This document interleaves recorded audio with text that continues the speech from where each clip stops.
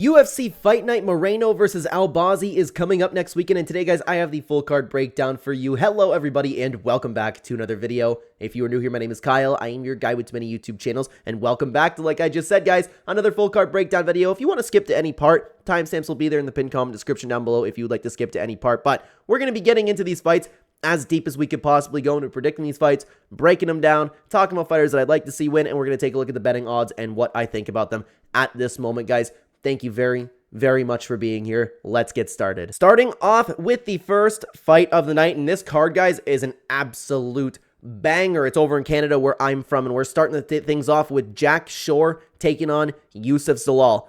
Jack Shore's an interesting one because everybody was really hyped up about Jack Shore coming onto the scene, and then he first took his first loss over to Ricky Simón just 2 years ago, but he's been fairly inactive. I don't recall why he's been inactive, but then he ended up getting, unfortunately, just straight up beat up by Joe Anderson Brito. Now, it is important to note, I do believe Jack Shore to still be a really good prospect. I think these losses are really good to have, to be honest with you. Joe Anderson Brito is going to beat most of the division, and Ricky Simón is a fantastic fighter himself. I know people are really off the Ricky Simón train right now, but regardless, he's a fantastic fighter. Other than that, though, Jack Shore, he's a great grappler. He has really good pressure. He can strike, but of course, he wants to take his opponents down, and that's the breakdown of Jack Shore. Youssef Zalal, on the other hand, is a fighter that everybody, myself included, seems to have flat out underrated this entire time, okay? He is just an all-round fighter. He's low volume. He picks his shots really well. He's very good at defense, has high fight IQ, and I think it's important to note that he's been talking about being extremely motivated on this new UFC run he has. He wants to change his life, and he wants to become a champion. That's something very important to take into consideration when fighters are fighting, like their motivation, why they're fighting. It means a lot and can really help him to get the win. So he's coming off of, first of all, the amazing win against Billy Quarantillo, and then the really quick win over against Jarno Aarons. I'm kind of on team Youssef Zalal. I'm kind of on the train right now, and that's who I'm going to be picking to win, guys. It's going to be interesting to see the grappling exchanges if we get there, but I do believe that Youssef Zalal will beat Jack Shore up on the feet. I don't know who's going to get the better of the grappling exchanges if it does happen. I would lean towards Zalal, but regardless, it's going to be a fantastic fight, and I will be picking Youssef Zalal to get the win. For who I'd like to see win, I think I'd like to see Youssef Zalal win too. He was really hyped up to get his last win. He wants to be a champion. Like, he seems to be an easy guy to cheer for, you know? So I'm going to cheer for Youssef Zalal. Let's take a look over at Odds Jam to see what the odds are at right now, and you can see Youssef Zalal is sitting at a sizable favorite right now. After the performances that we've seen on his return to the UFC, man, I can't say that I disagree with that. Youssef Zalal, I believe, is going to win the fight. Picking him to win. Hope he wins. All right, guys, let's continue on over to the next fight. We have Charles Jourdain taking on Victor Henry. Charles Jourdain, I've been a big fan for a long time, man. I really like Charles Jourdain, and it sucked. It hurt my heart seeing him get KO'd by Gene Silva. But even then, like, in Charles Jourdain's last two losses, they've aged pretty well. Sean Woodson is a huge problem for the vast majority of the division, and that was a close fight in itself. And Gene Silva, who's going to beat Gene Silva right now? But anyways, Charles Jourdain is a fast, come-forward striker with really good durability, nice timing on his shots, and he does good grappling to go along with it. Sometimes, and this has been the problem with Charles Jourdain, is sometimes it works, sometimes it doesn't. Sometimes he takes chances and goes for risks and flashy things every now and then that can end up working against Charles Jourdain.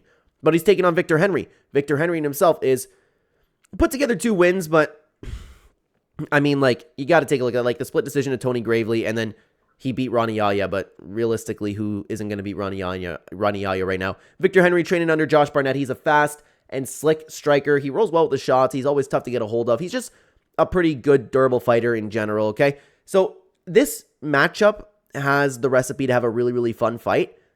I think that Charles Jourdain is a slight level just above Victor Henry. I think no matter where the fight goes, Charles Jourdain is going to get the better of him, and that's assuming that Charles Jourdain is still okay, because he did take a lot of damage just 3 months ago against Gene Silva. It was a really good back and forth fight while it lasted. He did contest with Gene Silva. I think that's something that's important to consider too. Unfortunately, the power ended up getting to him, but I don't think that Victor Henry is going to bring that same danger element that Charles Jourdain hasn't seen before. Charles Jourdain's beat better fighters than Victor Henry, in my opinion, and I'm going to pick him to get the win on this side. And honestly, for who I hope wins, man, I hope Charles Jourdain gets the job done. I'm a huge fan of Charles Jourdain. He's always fun. One of the most underappreciated fighters, and it would be nice to see him get a win over in Canada where he's from. Okay, guys, let's take a look at the odds, and the odds are around a pick'em. I'm not confident enough on this fight to bet myself, but depending on where the odds swing, Charles Jourdain could absolutely be an underdog opportunity. It's going to be very, very interesting to watch that fight. I can't wait for it. I'm going to be cheering for Charles Jourdain all the way. All right, guys, let's continue on over to the next fight, which I'm kind of interested to see how this one's going to go, because you have the low volume Aiemann Zahabi taking on like the craziness pace that Pedro Munhoz brings to a fight. So I don't know how this fight's necessarily going to go. Is it going to be slow paced? It's going to be really fun. I don't know. But we have Aiemann Zahabi taking on Pedro Munhoz. Aiemann Zahabi, honestly, there's not a ton to break down with Aiemann Zahabi. He's a slow-paced, well-rounded technical fighter. That's pretty well the extent of it. It's always important to note when somebody trains from TriStar, because that they produce very, very good fighters, okay? Pedro Munhoz, on the other hand, he's a very well-rounded fighter himself, but unfortunately, Pedro Munhoz is 38 years old in the bantamweight division now. He is past his prime. He has the skills everywhere. He has the cardio. He has the heart, but he seems to be slowing, and he's not really dragging people into those like deep waters that he used to be able to drag people into. It is also important to note, though, that Pedro Munhoz is better than his 20-9 record, because he's had a lot of close fights, he's had a lot of wars, and against a lot of high-level competition, okay? And Pedro Munhoz, man, I thought that he was really getting the groove back, because he had the win against Chris Gutierrez, and then he had the fantastic fight against Marlon Vera. Like, that was a great, great showing, even though he ended up losing that. And then he took on Kyler Phillips. Kyler Phillips seemed really on that night, but with each fight that Pedro Munhoz has been taken on, he just seems to be slowing a little bit. And like I said, he hasn't been dragging people into those hot waters that he used to be really, really like, you know what I mean? Like, Pedro Munhoz would make you go through hell, and you don't really see that nearly as much anymore. So I do believe Pedro Munhoz is past his prime in that sense, okay? Aiemann Zahabi, on the other hand, I think that we've been counting him out, to be honest with you, because I hold Javid Basharat too very, very in high regards, to be honest with you. But yeah, he ended up getting the win over there. He defended like all of the takedowns that Basharat threw and just outworked him completely. Like, granted, it was a fairly close fight, but I think that myself, have been counting out Aiemann Zahabi. But here's the problem. Like, I keep picking Pedro Munhoz because I know his capabilities, but he keeps falling short as of lately. Like, I know he got the win against Gutierrez, but even before that, I don't know. I think this is a really, really close fight. I think it's about a 50-50. But I might have to go with Aiemann Zahabi. With all the training partners they have going on over there, the win streak that he's been on, he might just be able to slow the pace down and just pick apart Pedro Munhoz. And I'm going to give like a 51-49 lean to Aiemann Zahabi. I think this fight could go either way. As for I hope wins the fight, Pedro Munhoz is one of my favorite fighters of all time. Like, of all time. I will always cheer for this dude to get the win. So I hope he gets the win. I hope I'm wrong about Aiemann Zahabi, but let's take a look at the odds over at Odds Jam. And you can see, okay, kind of representing what I was just saying. It's close to a pick'em. Pedro Munhoz sitting at a very, very slight favorite. That makes sense. I think this fight could go completely either way. But now, guys, let's move on to another fight that has a recipe for a very, very fun time. We have Serhiy Sidey taking on Garrett Armfield. Two fighters that have been looking really, really good recently. And two fighters actually coming off of a loss that, in both of these losses, Garrett Armfield just fought Brady Highstand. Serhiy Sidey just had a split decision loss to Ramon Tavares. Both of those fights were extremely high level, a great showcase, and I don't take anything away from those losses. So it's unfortunate that Sidey ended up losing his UFC debut, but man, he looked real good in that fight, okay? You have Serhiy Sidey, who's a well-rounded fighter, good jab, power behind his shots. He's very technical, has great cardio, does a good job adjusting during his bouts. He's also one of those guys, and this is very important, he's also one of those guys that has like that next level extra heart. You know, like the round 5 Robbie Lawler types? I feel like that's what Serhiy Sidey is. When you talk about fighters having heart, I just feel like that he has that extra level amount of heart. Garrett Armfield, on the other hand, is a Taekwondo striker, good combinations, good power. He's very durable. He can put on a really high pace. His takedown and submission defense is the only issue. Although that has been improving, it still needs some work. Now, both of these fighters are very good, in my opinion. Very, very good. I don't know if this fight's... I would imagine like this fight's going to stay on the feet. Like, Sidey could open up the takedowns against Garrett Armfield. He is good. He is pretty well-rounded himself, but he has a really, really, like... He has a nice jab. He's good power.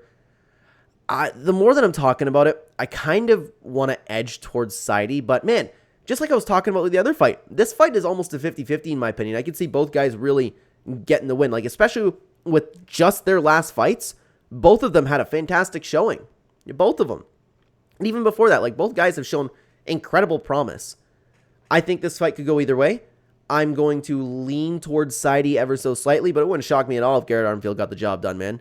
Like, both fighters are really, really good. And it sucks to, like, it's one of those really tough fights with two really nice prospects that it sucks that somebody has to lose, you know? So I don't particularly have anybody that I would like to see win over here. And you can see Odds Jam is kind of having it close too. Serhiy Sidey is sitting at a slight favorite.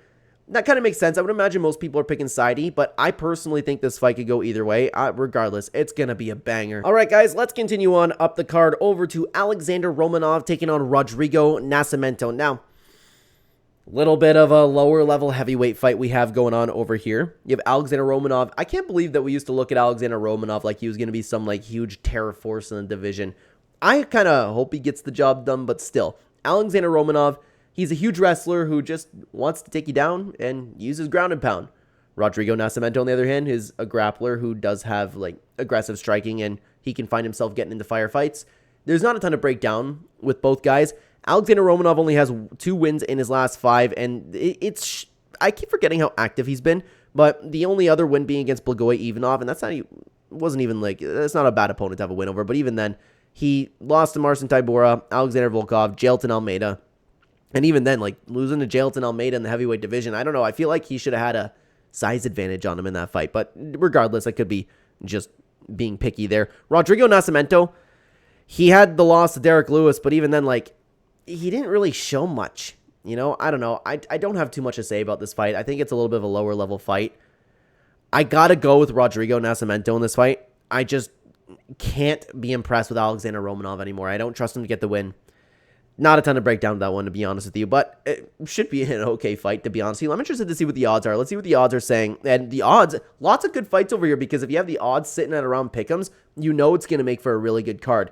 Yeah, I have really no idea who's going to win over here, too. I am going to pick Rodrigo Nascimento, but not necessarily too excited for that one. But now, guys, let's move on, because I'm actually quite excited for this fight. Even, like, for the WMMA fights this card, besides one that's coming up, like, I'm even really hyped to see this fight. Like, I'm excited to see Ariane Lipski taking on Jasmine Jasudavicius, and I like both girls. I have been really enjoying watching Jasmine's rise, but Lipski's been improving every single time, man. Like, this is a good fight, okay? You have Ariane Lipski, who's a decently well-rounded fighter, but like I said, she's improving every single time that she comes into the cage. She has okay striking, she has good BJJ, she can be taken down, but even then, she's been working on it.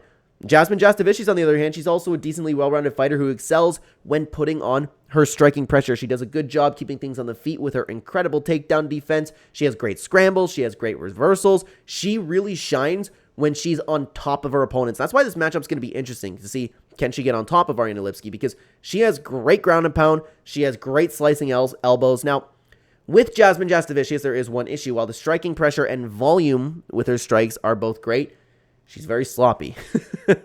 Accurate strikers who can keep up with her cardio can outclass her, and we did see that, and that's something that I was worried about against Tracy Cortez. Exposed a little bit of a hole that Jasmine Jasudavicius has in her game, but then she fought 2 fighters that aren't accurate strikers like Tracy Cortez, and she just dominated them. Ariane Lipski might just be able to match her in the BJJ and might be able to push her off of the takedowns, because she is improving in every single aspect of MMA, and that's why I really, really am excited for this fight. In saying that, though, I still want to roll with Jasmine Jasudavicius, because while, like I said, Ariane Lipski has been looking better and better every time we see her, Jasmine has just been shining. She's been shining, and I don't think that Lipski has the accuracy needed to get the win over Jasmine Jasudavicius. But in saying that, it wouldn't shock me if Lipski was able to pull off the win. This is a great fight. I'm actually very, very excited for this one, but I am going to pick Jasmine Jasudavicius to win over here. And I kind of want her to win, too. I kind of want her to win. Like, I like Lipski as well, but I'm going to be cheering for Jasmine. I like both of them, man. The odds have Jasmine at a little bit of a slight favorite. That makes sense. Oh, and I forgot. It's not Ariane Lipski. It's Ariana Da Silva now. Forgot about that one. Regardless, it's going to be a really good fight. Can't wait to watch that one. Now, guys, let's continue on. The next fight we have over here is Chad Anheliger taking on Cody Gibson. I always pronounce Chad Anheliger's name wrong or weirdly, so apologies for that. But anyways, start off with Chad. He's a powerful striker. He has a good pace. He has good top game BJJ good top game BJJ. He excels when he's on top. That's the problem, because he can be taken down, right? Sometimes when he gets fights to the ground, he does show good BJJ. He can be taken down, and he has okay defense in that department, but he primarily wants fights on the feet. Chad's also a little bit hittable, and his 13-7 record kind of speaks for itself. He's a good fighter, but he does have his weaknesses. Cody Gibson, on the other hand, is I don't know if I want to say he's better than his 20-10 record, but he's like, even his, we'll get into it in a second. He's a good striker. He has a good jab. He does a good job with his length. He has really nice technique on his shots. He has a ton of heart. He has the will to win. He's a good fighter in himself. And like I was just about to say over here, in his last 5, you can see 3 losses. But even if, like, since he got back into the UFC against Brad Katona, he had a good performance here. He had a good performance against Miles Johns, and then he shined against Brian Kelleher. But the problem is, like, Brian Kelleher, who wouldn't beat Brian Kelleher at this point, right? So you have 2 guys that are getting towards a little bit of the bottom of the division. I don't mean to be disrespectful over there, but I kind of could see Cody Gibson just bullying Chad like he did against Brian Kelleher. Like, Chad's coming off of an okay win, but even then he didn't look good against Jose Johnson or Anheliger, And even in this fight though, like, here's the way that I look at it. Like, even in his wins over here, he couldn't finish and was getting tagged by, like, not a good fighter. But, like, at the end of the day, he did put on a striking display. That's kind of how I see it. I got a feeling that Cody Gibson might just come out and bully Chad like we did see him in his last fight. They're both 37. Cody Gibson also does a good job with his reach, and he'll have a huge reach advantage. I like Cody Gibson in this fight. I think he's going to get the win over Chad. I think that Cody Gibson's going to get the win over here. And to be honest with you, I don't have a preference about who wins this fight. But let's take a look over at the odds. Cody Gibson sitting at a slight favorite over there. Yeah, makes sense. Makes sense. Nothing to add about that. It's gonna be a fun fight though. I'm excited for that one as well. All right, guys, let's continue on up the card over to Jamey Horth taking on Ivana Petrovic. Ivana Petrovic's a weird one. I think she has potential. I don't know exactly where she's going to fall into the UFC, but let's start with Jamey Horth. She just recently suffered her first loss in the UFC, although it was to Veronica Hardy, who does have good technique. It was a split decision. It was an okay fight. Not a ton happened, to be honest with you. But anyways, Jamey Horth is a very accurate and powerful striker for the division. She does a good job pressuring, making her opponents think where the next strikes are going to land. She does a good job in that entire department. Ivana Petrovic, on the other hand, she's a well-rounded fighter who primarily looks to grapple, but she is capable of striking if necessary. She has good pressure. She has good BJJ, ground and pound. In the clinch, she has really good takedowns. I just can't see her, though. I feel like she won't be able to hang with Jamey Horth on the feet. I could be wrong. I could be wrong about that because I'm stuck because I don't know where exactly Ivana Petrovic fits in the division. I kind of have that gauge with Jamey Horth, but I don't know, man. I don't know. Do you guys feel the same way about this? I'd love to know in the comments down below, by the way. I would appreciate your input. I always like reading the comments. I know I'm not too fast about replying, but that comes with having a ton of channels over here, okay? But anyways, I feel like that on the feet, though, Jamey Horth is going to get the better of Ivana Petrovic, and I question whether or not Ivana Petrovic is going to be able to get the fight to the ground. That's kind of where I'm stuck in saying that. But even then, like, Ivana Petrovic is an okay striker herself. Little bit of a close fight. Not too sure what's going to happen over here. I'm going to have a slight lean towards Jamey Horth. I like the power. I like the accuracy. She might be able to get the better of Ivana Petrovic in that sense. I'm going to go with her to win. But again, not too sure about that one. And I would like to see Ivana Petrovic get the win. At least, like, she has some potential, and I want to see how far she goes into the UFC. And you can see Jamey Horth is sitting at a minus 201 favorite for the average odds. I think it should be a little bit closer to a pick 'em personally. But hey, I'm not going to bet on this fight either way, to be honest with you. I'm staying away from this one. I'm going to enjoy the fight. It should be an okay fight. Now, guys, I talk a lot about betting on this channel. If you guys are curious on hearing either supporting the channel or hearing exactly where I'm putting my money, where my mouth is, every Thursday or Friday before the MMA events, I'll be posting a community members post and a members only video explaining and showing exactly what I am doing with my money, exactly what fights I'm going to be betting on, and the results will be in the betting guides every single week that you see them, not these full card breakdown videos. So if you're looking to either support the channel or combine my fight knowledge with your own research, you can check out the channel membership in the pinned comment description down below or right next to this is the subscribe button. It's very cheap compared to other channels. Also, we do have a partner with the channel, that being OddsJam. If you guys are a serious sports bettor with multiple sports books, OddsJam is really where it shines. You can find the best odds. It's a great service. I use it all the time. I use it for these videos. I love OddsJam. So if you want to sign up to OddsJam, if you want to check it out, you can get a discount with the link in my pinned comment description down below using code Clenbat. Thank you very, very much for listening, guys. Let's move on to the stacked main card. All right, guys, let's move on to the main card proper. Mike Malott taking on Trevin Giles. Now, Mike Malott needs a big win here, especially over in Canada, because he had that first loss over to Neil Magny. Not going to lie, as Neil Magny's biggest fan, very happy to see it, but it does suck to see like a fellow Canadian prospect lose. I don't know why I said fellow, like fellow Canadian. I'm not a prospect myself, obviously. All right, so we have Mike Malott. He's a well-rounded fighter he's one of those fighters that shines nowhere but is decent in all aspects of MMA.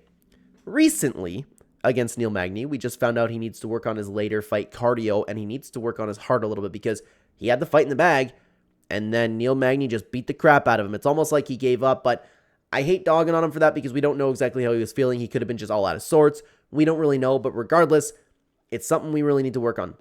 Trevin Giles, on the other hand, he's a good athletic striker with great movement, a really solid damaging jab, and he uses his range quite nicely. He has the good takedown defense in order to keep things on the feet, and that is where Mike Malott could expose Trevin Giles. But this is the thing, man, because Trevin Giles, like, I think he's better than a 16-6 record because he has taken on even some really, really good fighters. Like, I know we're digging into 3 years ago, but even his losses have been aging okay. He had the loss to Gabriel Bonfim, and he had the loss to Carlos Prates, and honestly, he was doing very well against Carlos Prates until he ended up getting knocked out. And I know, like, yeah, you know what, he got knocked out, but he was beating up Prates a little bit. And even then, Gabriel Bonfim, that's a good loss to have as well. Like, I think Trevin Giles is better than a 16-6 record.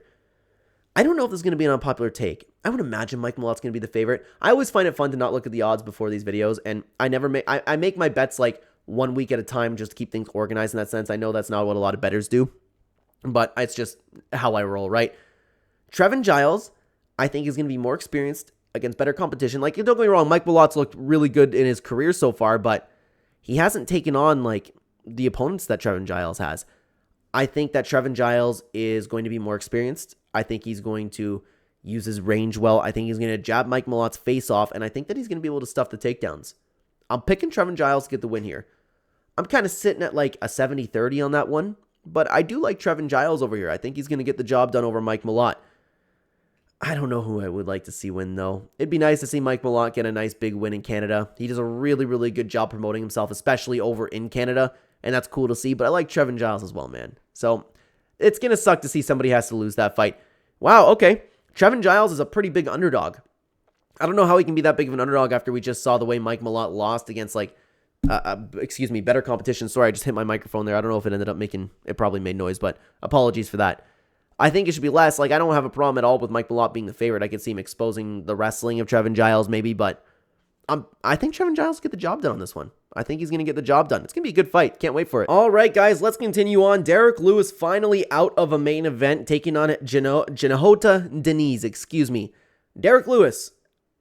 How am I supposed to describe Derek Lewis? He's a fat heavyweight who relies on a one-punch KO. He doesn't care to be there. He doesn't want to fight. He has no heart, but he can knock you out. He has some of the biggest power we've ever seen in the UFC. That's the breakdown for Derek Lewis.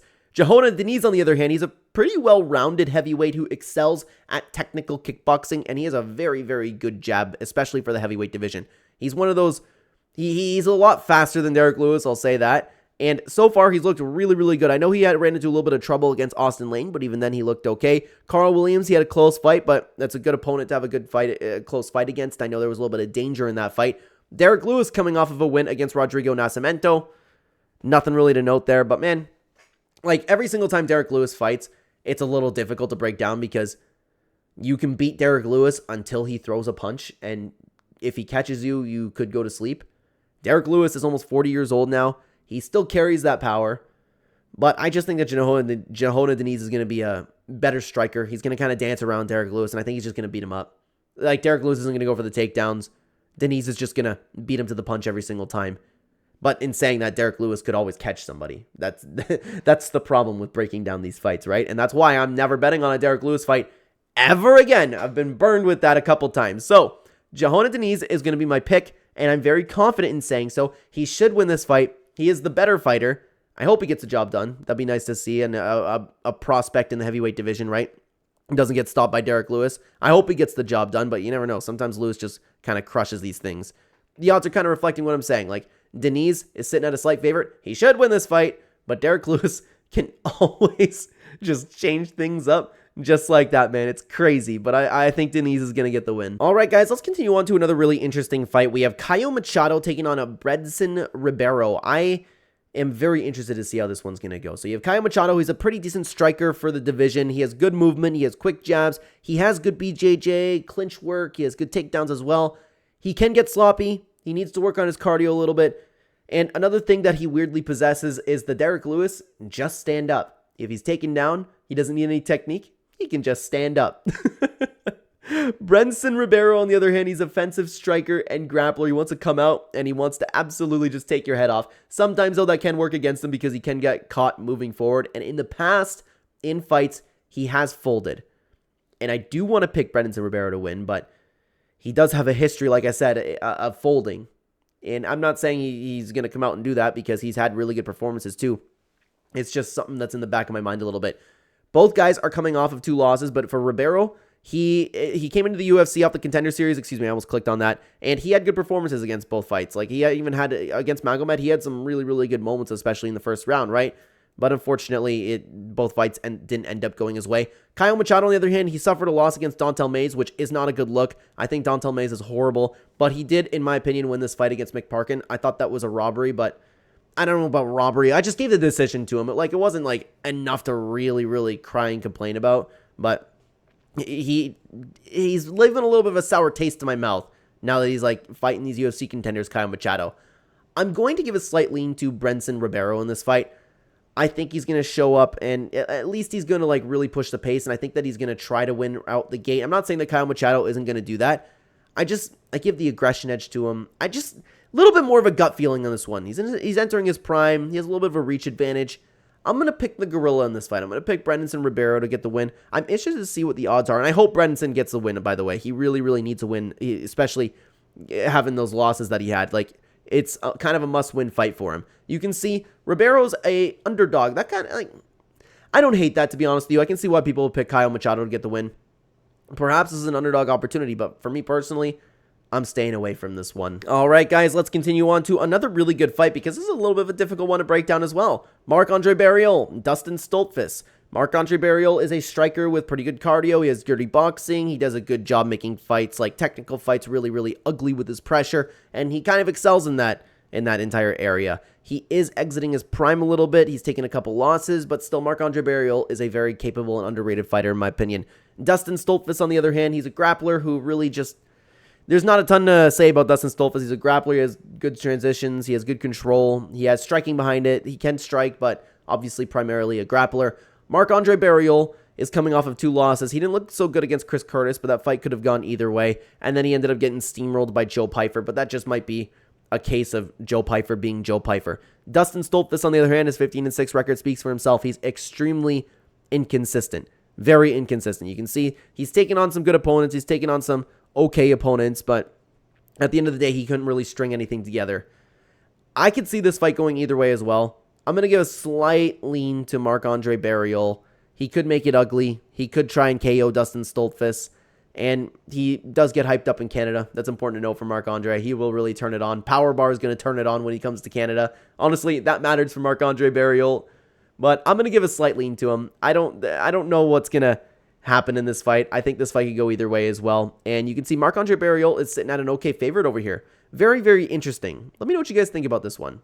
Marc-Andre's a decent favorite. Decent favorite so far. Now, guys, let's move on to the co-main event. This, in my opinion, is actually a very exciting fight. I cannot wait to watch this fight. We have Thug Rose Namajunas taking on Erin Blanchfield. I want to see how Erin Blanchfield bounces back from that loss that she just took. But we'll start with Rose Namajunas. Not a ton to break down with Rose Namajunas. She's a very complete fighter. She can do it all. She's a very, very good fighter. But I do think that Rose Namajunas, I don't know if it's right to say she's past her prime because she's 32 years old. She's still in really good shape. Is it the division? Is it the flyweight division that she's not really looking good in? It just seems like it could be a motivation issue because everyone, like, you don't know what Rose Namajunas is feeling on the day. One day I want to retire. One day I want to play the piano. Another day I want to be a world champion. Maybe that's the issue because she hasn't looked good. Like, even in her last 2 wins, this fight was garbage, and Tracy Cortez was a short notice replacement. But even then, like, there wasn't really anything to note from that bout. And again, I'd love to hear what you guys think in the comments about this. I don't know if she's past her prime or if I just don't trust her to win anymore or if it's the division. I have no idea, but Rose Namajunas is not the killer that she once was. Erin Blanchfield, on the other hand, she was looked at as one of the biggest killers in the division. I was on the Erin Blanchfield train. She just had a shocking performance, okay? She had her first loss over to Manon Fiorot in a little while, and she just walked forward for 25 minutes and 8 punches. Like, she's tough. She has the cardio, but that's not a good look. Erin Blanchfield, on the other hand, is a high-pressure, come-forward wrestler with a relentless pace, relentless ground and pound. She's super tough, has great cardio, and is very good at listening to her corner when they're giving her instructions, and she's close by and in between rounds. Recently, though, we found out that's all she is, because her striking needs a lot of work, and she cannot impose her will if she cannot get the fight to the ground. I don't know if it's a case of Manon Fiorot just being that good of a striker, but Erin Blanchfield did not adjust at all. She walked forward in 8 punches for 5 rounds, like straight. She's tough. She absolutely belongs in the UFC, but man, she needs to work on her striking, and Rose Namajunas could pick her apart just as Manon Fiorot did. In saying that, though, Rose Namajunas doesn't have the size that Manon Fiorot had, and I could very, very well see Erin Blanchfield getting a hold of Rose Namajunas and beating her up on the ground. But even in that, Rose Namajunas has great takedown defense. Rose Namajunas has great BJJ. I could see her sweeping Erin Blanchfield. This is why I'm excited for the fight, because the ground game is going to be very interesting. On the feet, though, Rose Namajunas is night and day better. It's going to be a good fight. I'm gonna pick Erin Blanchfield to win. I think she's going to be stronger. I think she's going to be bigger, and I think she's going to be able to impose her will on Rose Namajunas, and I don't trust Rose Namajunas to show up as the killer that she once was. For who I'd like to see win, Erin Blanchfield. I like watching Erin Blanchfield fight. She's exciting. I like her. I really, really hope that she gets a job done, okay? Let's see what the odds have to say, and they're very, very close, understandably so. After the performance that Erin's had and the fighter that Rose is, those odds make a ton of sense. I don't want to bet on Erin Blanchfield, though, after the performance that she just had, man. No chance about that. But, guys, let's move on to the main event. We have Brandon Moreno taking on Amir Albazi. I want to talk about Brandon Moreno's last performance, but we'll break him down really quick. Brandon Moreno is a very complete fighter who can pretty much do it all. Wherever the fight goes, he can match his opponents. He has all the cardio, all the heart in the world to get the job done. Brandon Moreno is very, very complete. Amir Albazi, on the other hand, is a very high-paced grappler and striker with good movement and very good entries. The technique of his striking is just okay, but the wrestling and timing is really where he shines. So obviously the game plan for Amir Albazi is going to be to take it to the ground, but even then, Brandon Moreno is a force to be reckoned with on the ground, okay? I want to talk about Brandon Moreno's last performance against Brandon Royval, okay? First of all, he's had an absolute war with Alexandr Pantoja. That fight could have... I'd have to watch that again, but a lot of people could have said that Alexandr Pantoja did get the win, but it was very close, okay? Brandon Royval. This fight was at altitude, so that could have played a factor into, like, the poorish performance that he had over here, but he just didn't look like himself. He was more defensive, he was more inactive, but in saying that, he was much more accurate than usual. Regardless, like, it was a really, really tough fight, and in my opinion, this fight could have also gone either way. And Brandon Royval is a fantastic fighter in himself, still improving to this day. So I don't know if it's a case of Brandon Moreno with a motivation issue. I don't know if it's a case of Brandon Moreno has taken too much damage, because that's very, very possible. It could be one of those fighters that had an early prime for that reason. But it could have just been the altitude, because Brandon Moreno is a champion. He's one of the best flyweights in the world.